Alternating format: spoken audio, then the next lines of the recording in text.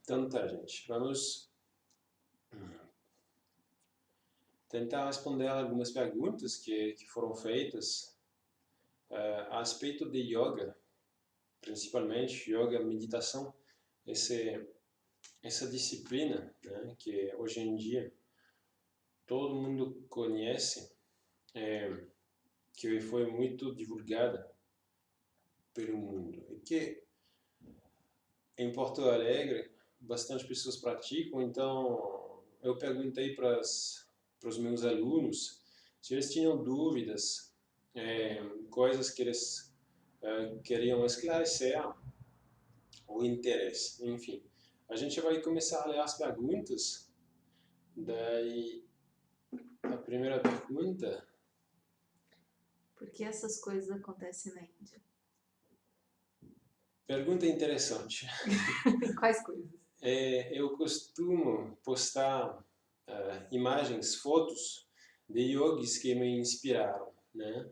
Que continuam me inspirando.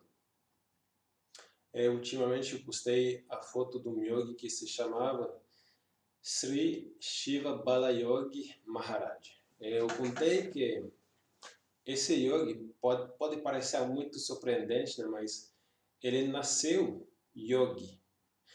Ou seja, depois de chegar na Terra, tipo, pelos 3, 4 anos de idade, espontaneamente, ele entrava em estado profundo, avançado de meditação. Além, na verdade, um estado que a gente chama de samadhi. Então, é um outro estado de consciência que é muito raro nas crianças, mesmo que as crianças elas têm mais propensão a se conectar com algo mais sutil. Neste nível, é muito raro. Esse yogi, esse Shiva Bala Yogi, ele permaneceu mais ou menos durante 40 anos meditando. Claro que foram períodos de vários anos, na verdade, né? Foram períodos que acumularam os 40 anos de meditação. Durante esses períodos, ele estava disponível, vamos dizer assim, às vezes 1 hora por dia para encontrar pessoas que queriam ter o darshan dele. Darshan significa a visão da última realidade. E esse tipo de yogi na Índia, eles estão muito respeitados, né? Eles estão, vamos dizer assim, deificados ou endeusados. Estão considerados como deuses, santos. É muito auspicioso estar na presença de um ser desse patamar, na verdade. Então, 40 anos, num estado de consciência avançado de meditação, ele dava saídas, tipo 1 hora por dia, para ver seus devotos. Então, é engraçado que na época dele, nessa mesma região que era no suleste da Índia, nasceram um pouquinho menos de 10 outras crianças yogis assim, e que espontaneamente entravam num estado de meditação, num estado de samadhi. Então a pergunta, eu vou voltar na pergunta, era por que esse tipo de situação, esse tipo de evento, o porquê esses seres, eles nascem mais na Índia. É bem interessante, eu estou rindo porque a gente não imagina, no Brasil, por exemplo, eu sou francês, a gente não imagina na França uma criança tipo 4, 5 anos de idade sentar, ficar em meditação. A gente não imagina isso, a gente não tem essa consideração e a gente não imagina também os pais deixar a criança em meditação considerando que é algo exclusivo. Pode acontecer, mas raramente. E por que na Índia? Mas, A gente mas talvez aconteça, e como não tem essa cultura, a gente não fica sabendo. Exatamente. E não deixa a criança expressar isso. É por isso que eu salientei esses dois pontos. Raramente acontece. Se acontece, grandes chances que os pais não estão sensíveis para isso e não vão deixar aquilo ali continuar, na verdade. Então, porque na Índia é bom, interessante entender que no passado o yoga era presente no planeta inteiro, né? E nessa época, quando o yoga era presente, conhecido, praticado em vários lugares do planeta, provavelmente esses casos não estavam raros. E, então, não era unicamente na Índia. A Índia, ela preservou essas disciplinas. Todo mundo está mais ou menos familiar com algo que hoje em dia é chamado de hinduísmo e que é considerado como uma religião.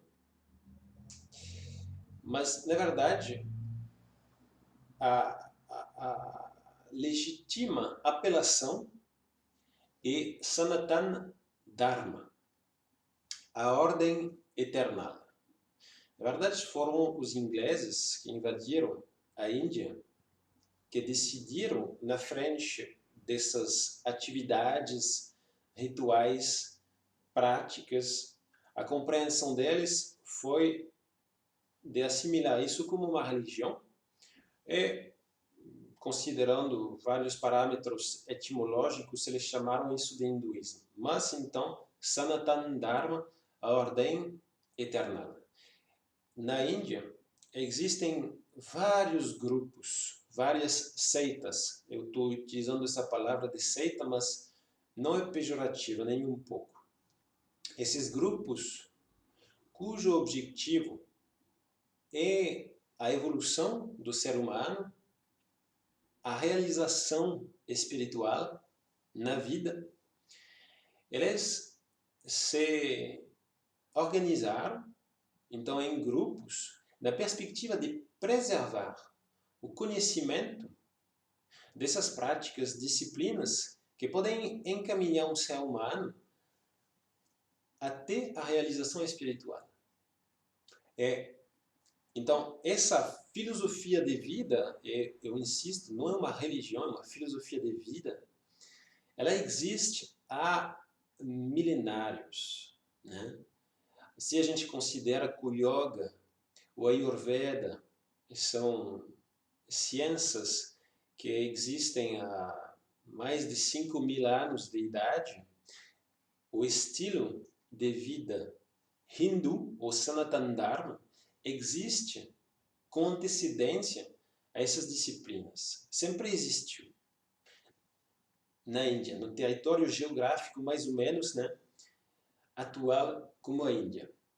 E como eu estava dizendo, eles preservaram, literalmente, eles cultivaram, eles preservaram práticas, caminhos, técnicas, na perspectiva da evolução do ser humano, porque, segundo eles, segundo bastante outras pessoas também, mas segundo eles, o objetivo da vida num corpo humano é a evolução da consciência e, eventualmente, a realização de um estado divino dentro do corpo humano, né? Qualidades avançadas, como foi realizado por vários seres famosos e, de novo, ao redor do planeta, né? Existiram vários santos no mundo inteiro, mas foram preservadas essas disciplinas na Índia. Então, as pessoas, elas cultivam isso. Literalmente é a cultura deles. Eles acreditam na reencarnação. Para eles não é acreditar, na verdade é uma realidade. é como qualquer coisa que está sendo cultivada. Aqui no Brasil, às vezes, as pessoas elas nascem e elas sabem dançar. Ou aqui o gaúcho ele nasce e ele já sabe fazer um churrasco, né? Então, na Índia, a gente pode ver um paralelo com isso na perspectiva do yoga. E, então, seria determinante na vida do humano se encarnar na Índia, e eles têm uma predisposição, né? Se a gente fala em termos de budismo também, onde tem bastante yogis, que é mais, como eu vou dizer, que fala mais sobre a reencarnação, é uma ciência, de novo. Nos yogis tibetanos, budistas, por exemplo, eles consideram que um santo é um recipiente que vai poder receber um conhecimento. Eles vão acrescentar, fazer que essa pessoa ela estuda, ela ganha cada vez mais conhecimento. A pessoa vai morrer, mas vai se reencarnar e nascer com as qualidades que ela adquiriu na vida passada. Ela vai começar a nova vida com o estado de consciência até onde ela chegou na vida passada. Então as pessoas se reencarnam e como a Índia é um país onde a espiritualidade é omnipresente, que isso está sendo cultivado há milenários, tem uma aglomeração, uma potencialização da percentagem de santos na Índia. Esse caso de uma criança nascer com essa predisposição não é tão comum na Índia. Acontece de vez em quando, tem outras pessoas que nasceram dessa forma. Eu estou pensando, bom, tem pessoas novas que decidem que elas vão se dedicar à espiritualidade. Eu estou pensando no Swami Nardananda, que é o Shaktipataracharya, né, que é vivo, obviamente, né, a gente vai encontrá-lo na Índia com frequência, ele vem no Brasil também. Eu estou pensando numa santa famosa que se chama Ama. Ama é aquela santa que dá os abraços. Não sei se vocês já viram. Unicamente aquilo que ela dá é um abraço. Um abraço e pronto. É rápido. Viviane e eu já fizemos as experiências. Ela nos abraçou, durou 2 segundos, fomos um para cada lado, nos reencontramos os dois chorando, nem sabendo o que tinha acontecido. Mas essa Ama também tinha essa predisposição criança, e os pais reconheceram isso nela. Então, decidiram orientá-la, apoiá-la nessa perspectiva, nesse caminho. Tem outras pessoas também famosas. Então, acontece com bastante frequência na Índia, mais ou menos. Em outros países eu não sei. Mas é esse tipo de explicação que eu posso dar a respeito dessa primeira pergunta. Gente, não hesitem em mandar perguntas, tá? Assim que puder lê-las, eu tento responder. A gente vai passar numa segunda pergunta. Quais os benefícios do yoga sobre a tão exigida produtividade em tempos de Covid? Quais são os benefícios do yoga em relação a essa produtividade exacerbada que está sendo exigida em tempos de Covid e a pessoa assalientou 3 pontinhos, tá foda. Eu achei bem bom acrescentar essas últimas palavras. Importante. Bom, a gente está num momento que eu acredito que ninguém pensava vivenciar aquilo ali na sua vida. Perdão. Eu precisava de um copinho de água. Eu estou pensando na minha avó, né, que vivenciou a guerra. Bom, quando ela me falava de guerra, eu não imaginava essas coisas de ficar em casa, né? Se proteger, ter um pouquinho medo. Quando a gente recebeu, eu acho que todos, quando recebemos essas notícias de que a gente teria que ficar em casa, foi meio um choque, né? E, bom, as coisas se minimizaram, se acalmaram. A minha visão das coisas é que agora está muito melhor. Mas a gente se acostumou com uma nova realidade. Obrigadão.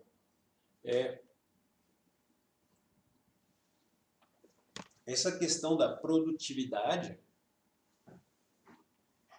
que está sendo, pelo que eu entendo, na pergunta quase imposta para nós, ela pode perturbar, ela pode ser perturbadora, é verdade.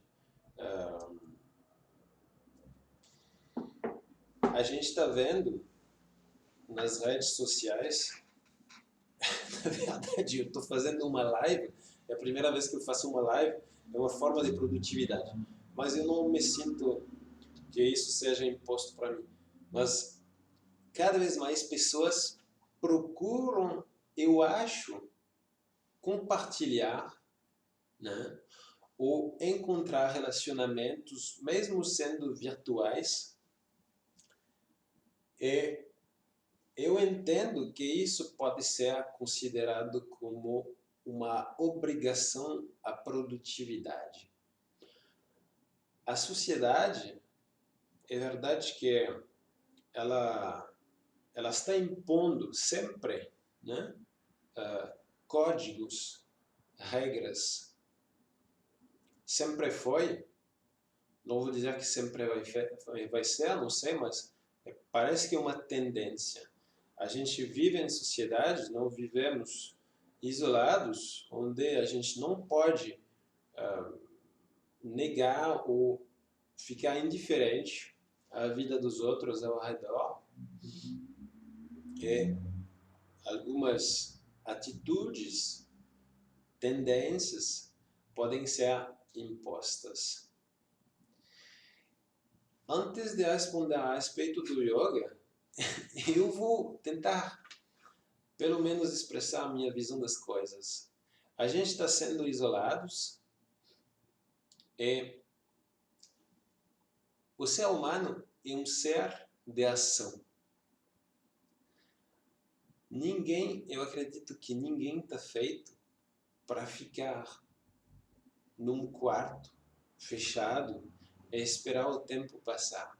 Então, a gente precisa utilizar o nosso corpo, a gente precisa utilizar as nossas capacidades, sejam elas físicas ou mentais. Então, eu acredito que o ser humano é um ser, sendo de ação, um ser de produção também.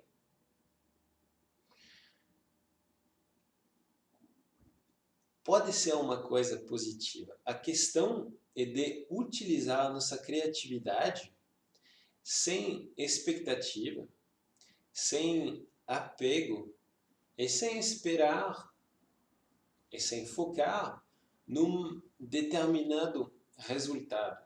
Eu estava conversando com um dos irmãos da Vivian a respeito, agora há pouco tempo, e nós dois chegamos na mesma conclusão. Até foi engraçado, porque a gente teve mais ou menos a mesma vivência. Ele estava me dizendo que está em casa, bom, ele tem tempo, mais tempo que habitualmente, logo chegam na cabeça coisas que tu tem vontade de fazer e que talvez tu não teria feito fora do contexto do Covid. Ele pensou, tá, beleza, eu não tenho nada para perder, eventualmente eu vou experimentar. Ele começou a fazer as atividades dele, que ele sempre tinha querido fazer, não tinha tempo, ou tinha talvez uma pressão, mas que ele estava se impondo para ele, desculpe os erros de português, mas ele estava se impondo, ele próprio estava se impondo. No caso, não tem nada a ver com a sociedade ou com o ambiente social no qual evoluímos. Às vezes, essas imposições, esses condicionamentos mentais, eles estão dentro de nós. No final, ele acabou fazendo as coisas que ele queria fazer, sem expectativa. Ele foi curtindo, porque ele encontrou uma maneira muito positiva, não sem regras, sem imposição, na boa, como vocês dizem aqui no Brasil, na boa. E, na verdade, ele se liberou, ele expressou a criatividade dele dessa forma. No final, a gente pode considerar isso como produtividade. A ideia, é aí que vem o yoga, talvez, é o desapego. A gente não precisa dar muita atenção pelas imposições da sociedade. Pode ser difícil, na verdade é muito difícil, porque tem muita força. De novo, a gente não vive num quarto fechado, a gente interage, e isso assimilamos, é uma forma de receber uma educação, indiretamente, né? Desde o nascimento, as nossas interações com os pais, que já estão, entre aspas, formatados, condicionados pela sociedade, estão impondo, mesmo que eles querem fazer o melhor para nos educar, estão impondo um código de conduta. Quando a gente se desapega dessa educação, eventualmente, a gente tem mais liberdade, livre-arbítrio, para fazer as nossas próprias escolhas. É delicado lidar com as imposições sociais, essa produtividade nesse momento pode ser uma delas, mas, de novo, conforme aquilo que eu estava falando antes, é uma perspectiva. Pode ser imposto, ou tu pode simplesmente te sentir à vontade de expressar positivamente a tua criatividade. Eu acredito que ninguém vai te julgar. Geralmente, nos julgamos. Se tu expressa tua criatividade e que isso de uma forma ou de uma outra te deixa feliz, aí tu ganha um ponto, tu fiz um passo para frente e tu não precisa te importar com o vizinho, né? É verdade que tem uma baita de uma densidade de informações que está chegando nas redes sociais e, de novo, pessoas postando, filmando, gravando, fazendo lives com sotaque, mas não é uma obrigação. E a gente tem que, é uma oportunidade, esse período de isolamento, para olhar para nós. Olhar assim, quem está julgando é uma outra pessoa, ou se nós estamos nos julgando e nos limitando num certo ponto. Geralmente, os condicionamentos, eles vêm de nós. O yoga, ele pode nos incentivar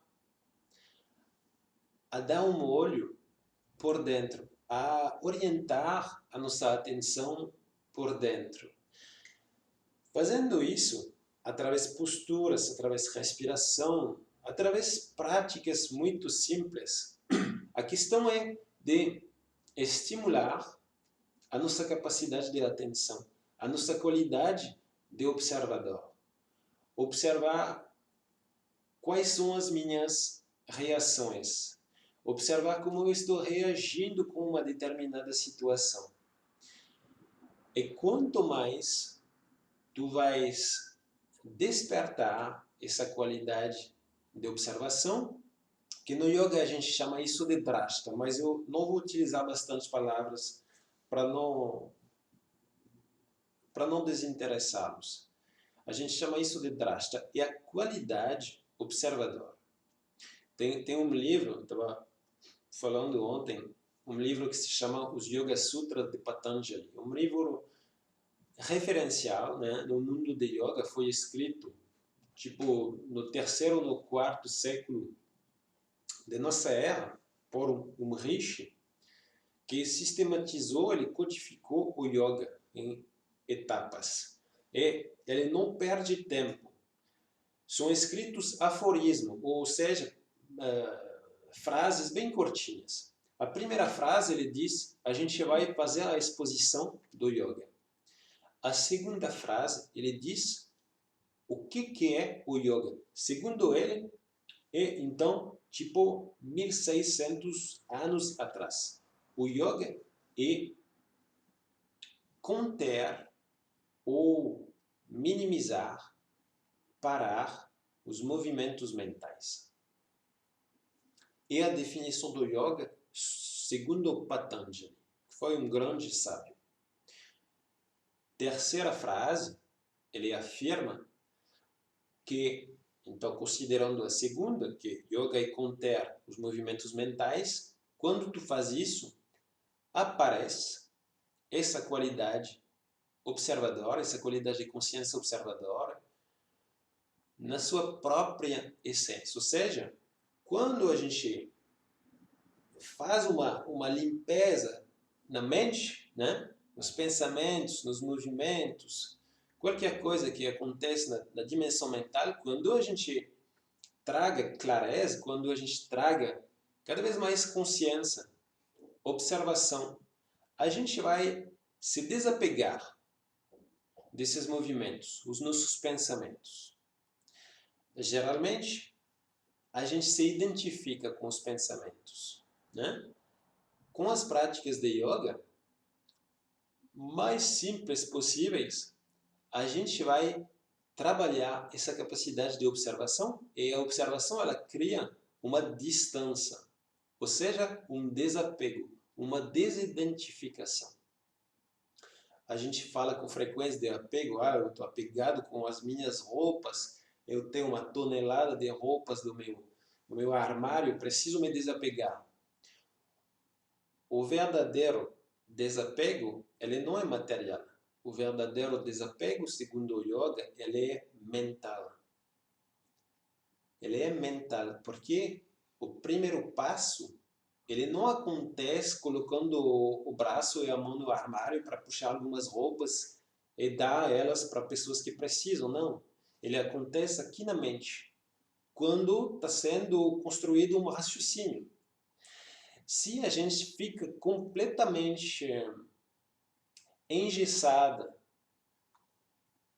que está tudo misturado, a nossa clareza mental está toda misturada com os pensamentos que estão muito fortes, a gente não consegue ter um raciocínio. Então, de novo, a gente cria uma distância com a nossa qualidade de observação, com as práticas de yoga.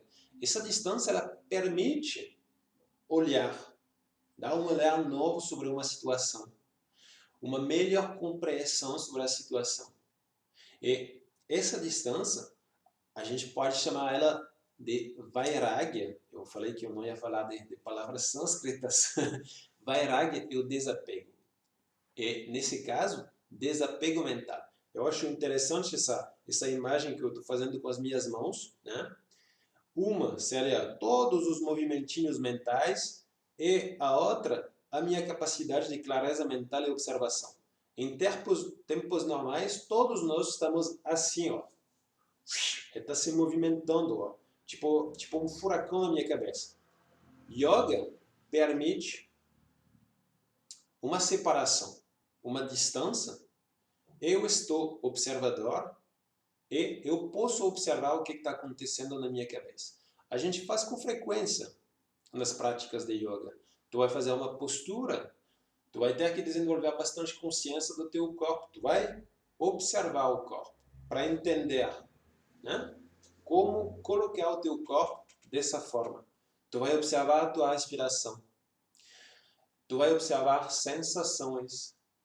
Então, no final das contas, tu observa corpo, tu observa respiração, tu observa sensações, eventualmente tu está contando, mas tu está sempre observando.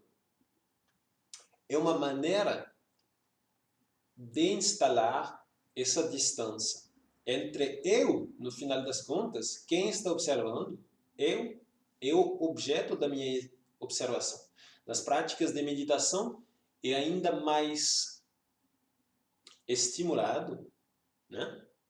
Mas todas as técnicas de yoga que foram codificadas também naquele livro do Patanjali, elas estimulam esse drashta, às vezes é chamado de sakshi, né? É aquele ou aquilo que tem a possibilidade de ver. Quando a gente cria o distanciamento, quando a gente dá uma purificada na mente, que a gente separa as coisas que estão se movimentando ali, aparece essa possibilidade de destacar esse discernimento mental. Para voltar um pouquinho com a nossa produtividade, que está foda mesmo, se a gente desenvolve essa capacidade de observação, né? No final das contas, a gente vai saber cada vez mais o que está apropriado para nós mesmos. A gente vai criar uma distância com essa própria produtividade. Porque talvez a gente não se identifica. E a gente não precisa se identificar com isso. Porque eu sei aquilo que é bom para mim. Talvez o outro pode me julgar, mas no final das contas, o julgamento dele, geralmente, ele só faz mal se eu consigo de novo desenvolver essa observação. Eu crio uma distância do julgamento. Eu crio uma distância do outro. O outro, no final das contas, não está nos meus calçados. A gente não pode julgar. É atrapalhador, mas a gente pode aprender. Então, com o yoga, de novo, essa capacidade de observação. Eu vou contar uma história, mas depois, talvez, a gente vê. Na verdade, vou contar agora. Eu aprendi bastante sobre essa questão do julgamento do outro. Vocês estão me vendo com uma barba. Há pouco tempo, não era moda. É moda há pouco tempo. Eu tenho uma barba, sei lá quantos anos. Eu postei uma foto no Instagram há alguns dias. Eu já tinha uma barba. Era em 2003. Naquela época não era moda nem um pouco. Eu morava ainda na França. Eu tinha uns 24 anos de idade por ali. E olha, eu vou dizer para vocês que não foi fácil. Era julgamento, era sempre o olhar pesado do outro, era sempre, às vezes, reflexões, insultas. Eu não era um chinelão nenhum, nada disso. Estava limpo sobre mim mesmo, só tinha uma barba. Pronto, que vai... Isso é uma questão de preconceito, na verdade. Enfim, essas coisas, elas me afetaram bastante. Daí, eu tentei, aos poucos, bem ou mal, a voltar para mim mesmo. E a entender porque eu estava com a minha barba, entender que se eu olhasse o julgamento do outro, na verdade, não tinha muita importância. Não tinha, não. E justamente na época, eu comecei a praticar yoga e me ajudou bastante. O yoga é um caminho de autoconhecimento também, né? A gente não vai negar que o yoga faz bem para a saúde, para resumir, né, entre aspas, faz bem para a saúde, mas é um caminho de autoconhecimento. É um caminho que te propicia um estado de consciência equilibrado entre saber aquilo que está apropriado para ti e aquilo que não está, né? Ele te dá, é como um espelho. Às vezes, se olhar num espelho, a gente pode ver umas imperfeições, mas a gente pode ver qualidades, a gente pode ver capacidades e a gente pode saber muito melhor do que o outro se a minha produtividade está apropriada ou se a minha improdutividade está apropriada e fazer as coisas em capacidade completa de saber que eu faço as coisas por mim mesmo, sem necessariamente considerar um julgamento negativo. Essa produtividade ela pode fazer bem para algumas pessoas, pode ser uma maneira positiva de manter um equilíbrio na vida nesse momento, né? Mas não é uma obrigação, simplesmente não é uma obrigação. A gente não precisa se chicotear. A gente está em casa, na verdade, quem está julgando? Ninguém, então. Yoga, capacidade de observação, olhar para nós mesmos, autoconhecimento e discernimento daquilo que está sendo apropriado para mim nesse momento, sem necessariamente considerar o julgamento ou a crítica ou as palavras de uma pessoa que não está na minha cabeça, que não está no meu coração e que talvez não me conheça. Então, yoga pode ajudar, com certeza, nessa perspectiva. A gente vai passar numa terceira pergunta. Meditação para novatos. Meditação para novatos.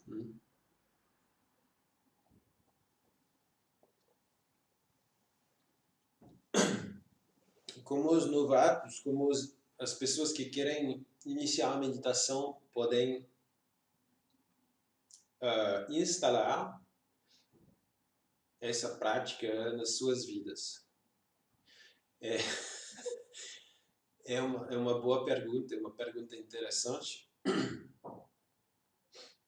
A gente considera, às vezes, quando eu comecei as práticas de yoga, que eu pensava em meditação, na minha mente eu imaginava santos sentados, olhos fechados, ficando lá meditando, tipo uma coisa inalcançável. Pode ser uma imagem que é representativo daquilo que é a meditação, né? Mas a gente não precisa chegar nesses altos níveis, que também são coisas diferentes. Quando a gente pensa nessas imagens, desses santos e dessas santas, elas escolheram um caminho de vida específico, elas dedicaram uma vida inteira nessa perspectiva. Agora, meditar na vida, na sociedade, é muito acessível. Então, eu acho que é interessante, primeiro, se informar.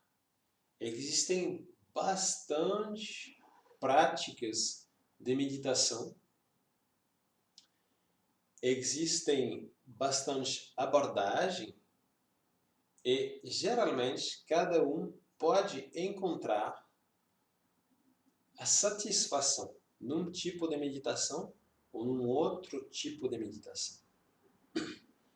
Bom, é muito importante encontrar uma pessoa que pode iniciar ou ensinar uma prática de meditação. Uma pessoa física pode ser a melhor. Agora, nessa situação, no YouTube, nas redes sociais, está sendo postado muita coisa. Mas, então, é importante demistificar a meditação. Se informar e testar. Não se desesperar porque eu testei uma primeira vez, mas eu não gostei, eu não curti, eu não consegui. Né? A gente vê isso bastante também. Eu não vou praticar yoga porque eu não tenho flexibilidade. Não, sabe aquela imagem do Batman dando umas tapas no Robin? É aquilo ali. Não. Com as práticas de yoga, tu pode encontrar flexibilidade física.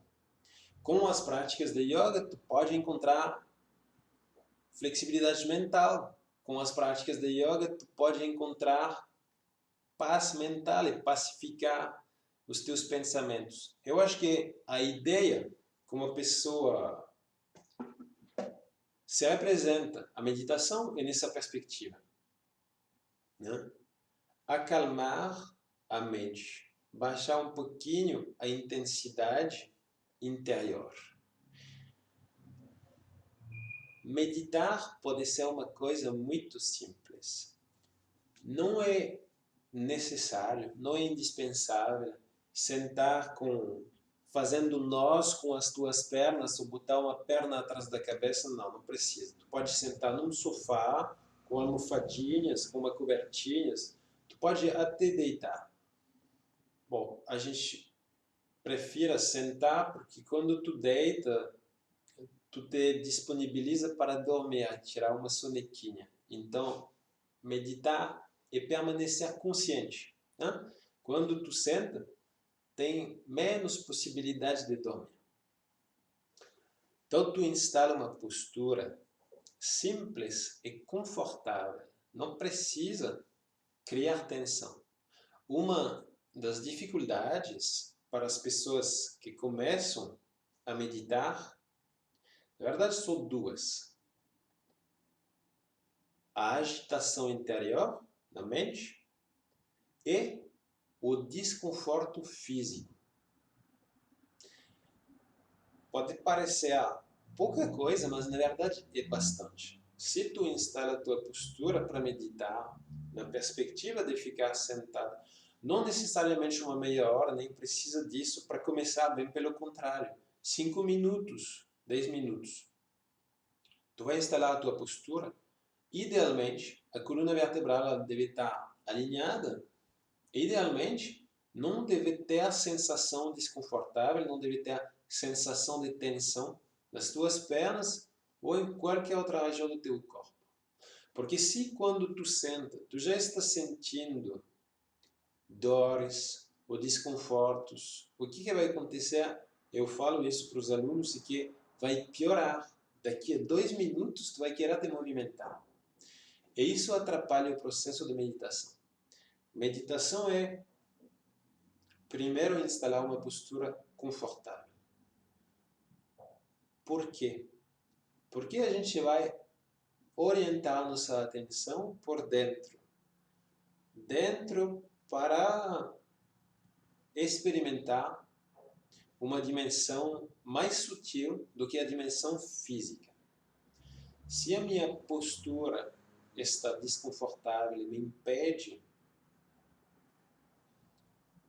de me interiorizar, eu vou ficar com ela, eu vou ficar pensando, meu corpo está me atrapalhando, eu quero me movimentar. Então, tu não pode acompanhar um processo. A gente precisa, de novo a gente volta nessa questão do desapego, né? A gente precisa, primeiro, instalar o corpo confortavelmente, aceitar a minha posição sentada ou deitada para se desapegar dela. Só depois, quando o corpo está estável e confortável, tu pode interiorizar a atenção e seguir um processo meditativo. Acompanhar a respiração, por exemplo, que é uma coisa muito simples. Muito simples, mas se a gente for ver os grandes meditantes budistas que se retiram, eles fazem retiros, né? Essas pessoas, nos primeiros meses, até nos primeiros anos, talvez, eles só acompanham o fluxo da respiração. Então, todo mundo pode fazer aquilo ali. Todo mundo respira, não é? Mesmo que tu respira com a boca, tu respira. Todo mundo respira. Acompanhar a respiração numa postura sentada ou deitada, confortável, é um primeiro passo, é uma abordagem da meditação. Conforto. Um pré-requisito. Segundo pré-requisito é, na verdade, perseverar. Mesmo que tu vai praticar 5 minutos por dia, tenta praticar diariamente. Porque teu corpo ele vai decorar. Teu corpo ele vai lembrar aquilo ali, que tu tá te disponibilizando naquele horário a meditar. Ou se tu não faz isso num horário sistemático, que pelo menos diariamente, ou um dia sim, um dia não, tu vai meditar. O corpo lembra. E quando tu vai sentar, tu vai beneficiar daquilo que tu desenvolveu na tua prática precedente. A mente ela precisa de perseverança.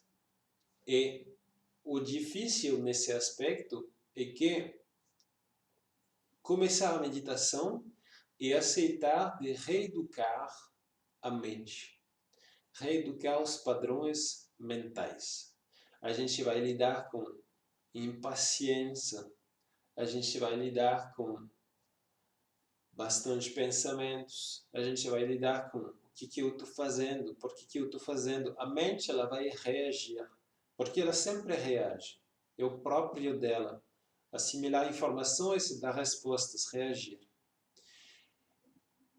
Não pode negar essas reações. Elas fazem parte do processo. Mas também é interessante perseverar. Te dar uma chance, na verdade.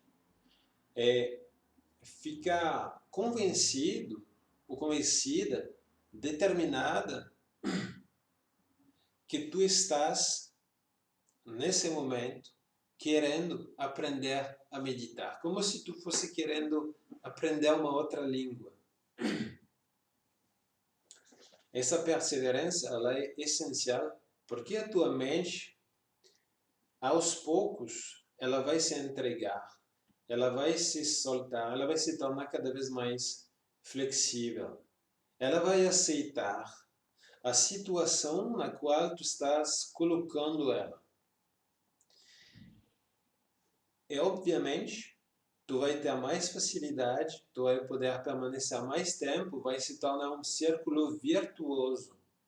Aquilo que podia parecer no início chato e entediante, pode ser até tipo uma âncora na tua vida. Criar uma rotina de práticas, seja de meditação. Bom, a gente considera o yoga e a meditação duas coisas juntas. E, idealmente, é sempre interessante praticar posturas, respiração, relaxamento, meditação. Porque um não vai sem o outro. É complementário, uma coisa prepara a outra. Mas instalar uma rotina é uma decisão pessoal. Tem que ter convicção, determinação, mas depois, é isso que eu estava dizendo, se torna uma, eu não gosto de dizer uma bengala, mas se torna um parâmetro, pode ser, uma referência. A rotina de práticas, ela se torna o lugar onde tu vai te reencontrar contigo mesmo. Então, para essas pessoas que querem aprender a meditar, iniciantes, novatos, leigos, esquecem dessas maravilhas, desses santos e santas, essa imagem. Vamos voltar na sociedade, né? E com as nossas capacidades, com o tempo também que a gente pode dedicar para isso. Mas se fosse 5 ou 10 minutos por dia, já seria algo interessante. Então, voltar na nossa realidade. Eu fio com minha vida dessa forma, como eu posso considerar a meditação e como eu posso considerar uma rotina de meditação na minha vida, no meu dia a dia. 2, postura confortável. Não vai ter que quebrar a cabeça e não vai ter que quebrar os joelhos também, não vai ter que quebrar a coluna vertebral. Uma postura simples. Pegar um sofá, olhar aqui, a gente está muito bem aqui. Uma coberta, almofadas, bastante almofadas, e idealmente coluna vertebral bem alinhada, sem tensão. 3, uma prática que está adequada para a tua sensibilidade. E existem várias, escolher a melhor para ti e dar um tempo. Não sei se vocês já viram, geralmente tem essas coisas de 21 dias para modificar um padrão dentro do nosso corpo. Então, pode fazer o teste, pelo menos umas 2 semanas. Se for possível, eu indicaria testar um mês. Meditar diariamente, 10 minutos. E ficar nessa decisão. Beleza, eu vou sentar o primeiro dia, vai ser um tédio gigantesco, vai ficar chato, mas eu vou ficar. Determinação. Eu vou fazer aquilo ali durante um mês. Até tu pode escrever num papel. Tá, hoje, sexta-feira, dia 8 de maio, a partir de hoje, eu vou meditar durante um mês. E bota esse papel em vários lugares, na geladeira, na porta, no teu quarto. Vai te dar força. A gente precisa de força de vontade. E, de novo, ninguém pode julgar, ninguém pode dar. A gente pode se inspirar com outras pessoas, mas, na verdade, a gente deve cultivar a nossa própria força de vontade. Então, perseverar e fazer o teste, fazer uma experiência. Hoje, sexta-feira, dia 8, daí dia 8 de junho, quando eu vou ter feito esse teste, eu vou poder tirar conclusões, eu vou poder ter um olhar para trás sobre tudo que eu fiz durante esse mês, na perspectiva dessa prática meditativa, mas com carinho também, não precisa se obrigar. Eu ia dizer, tu tem que estar numa disponibilidade e sentir que é o momento para ti. O momento, a oportunidade. Aí, de novo, eu não posso esquecer que a gente está nessa situação de coronavírus. A gente está obrigado a ficar em casa, isolados. Os meditantes, aqueles santos e santas, eles estão isolados. É a escolha de vida deles. Agora, a gente não fez essa escolha, mas é tipo o universo que está impondo essa nova rotina, esse novo estilo de vida para nós. E a gente pode considerar isso como uma baita oportunidade, como um super presente. As coisas estão, na grande maioria dos casos, e para as pessoas, geralmente, mais estáveis agora, a gente pode aproveitar esse momento para instalar uma rotina, porque eu estou com tempo, eu tenho vontade, eu estou determinado ou determinada, eu faço isso, eu decido de fazer aquilo ali. Meditar é simples, meditar não é inalcançável, bem pelo contrário. Só que a gente precisa dar um tempo para a mente se adaptar. É sempre a mente que se adapta. Ela costuma funcionar a 1000, sempre exteriorizada. Isso é uma dificuldade também. Quando a gente vive, que não tem coronavírus, a gente está tendo bastante atividades, interações, trabalho, conversas, bababi, bababá, tudo para o exterior. Meditar é colocar a atenção por dentro. Então, o reflexo habitual da mente de se exteriorizar, ele precisa ser reorientado por dentro. Não é inalcançável, de novo, é simples se tu segue um processo apropriado para a tua sensibilidade, mas precisa de tempo. Precisa de tempo. Eu gosto de tomar esse exemplo da massa de modelar. A mente é como massa de modelar, né? Tipo, eu tô com 40 anos de idade, vamos supor que eu quero aprender a meditação hoje. A minha mente, ela está num formato determinado. se tu pega massa de modelar de várias cores, no início tu está vendo azul, amarelo, laranja, vermelho, verde. Tu consiga destacar todas as cores e todas as formas. Um exemplo, tá? O que tu faz? Uma criança, o que ela faz com a massa de modelar? Ela pega tudo, ela mistura tudo, ela faz uma bola, sei lá o que, e não tem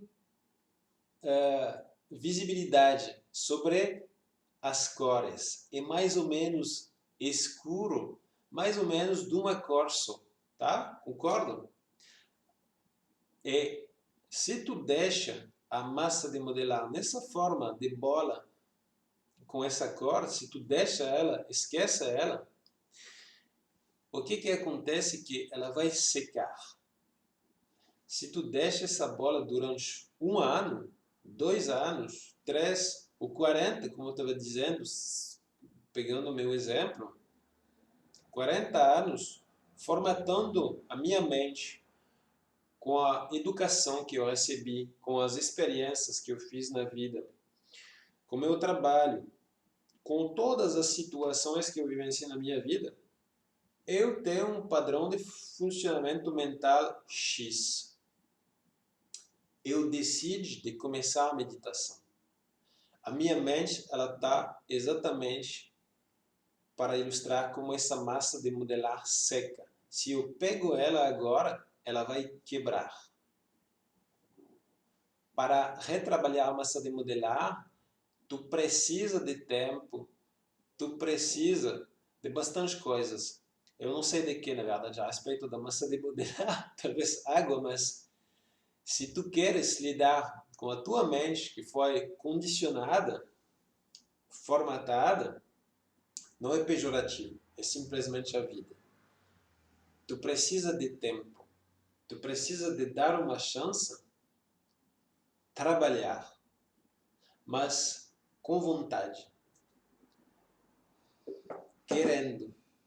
E aos poucos, com o tempo, tu vai poder desenvolver uma capacidade, um novo padrão de funcionamento mental, uma nova característica mental que te possibilita a meditação. Acontece relativamente rapidamente, de novo, se essa pessoa ela começa a meditar diariamente um pouco cada dia, ela vai perceber os resultados rapidamente e a mente vai mudar, né? E eventualmente podem meditar um pouco mais de cada dia, e daí esse círculo vicioso do qual eu estava falando. Então não hesitem, tentam, não custa na verdade. O que eu vou perder? Não vou perder nada, eu vou ganhar pelo contrário, né? Então, eu acho que, gente, com essa terceira pergunta, que vamos parar, né? Eu vou ver com as outras perguntas que foram feitas, talvez a gente vai renovar essa live. Estávamos gravando, vamos colocá-la no YouTube, no canal da escola Pashupata Yoga.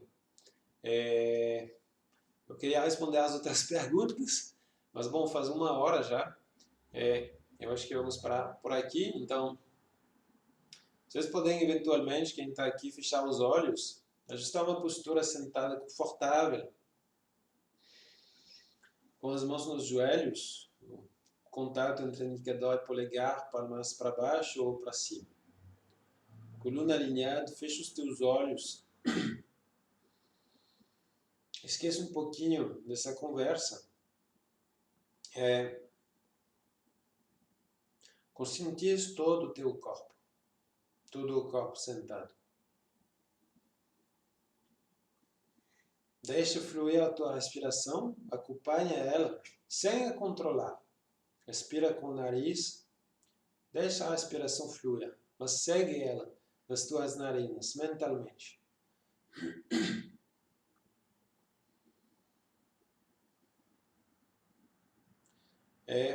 Vamos trazer a nossa atenção no ponto entre as sobrancelhas, imaginar a chama de uma vela, um pontinho de luz brilhando, estável.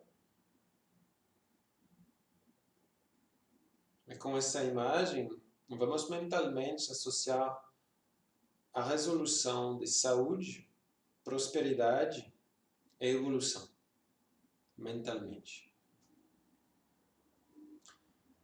Para terminar esse bate-papo, eu vou repetir os mantras que nem a gente faz nas aulas, pode acompanhar em casa.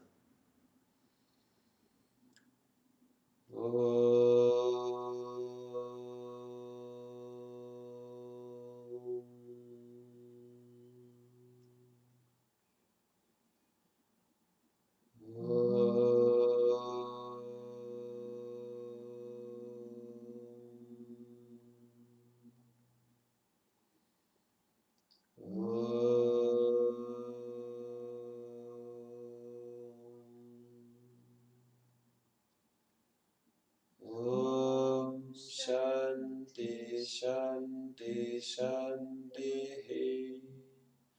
Hari Om Hari Om Tat Sat.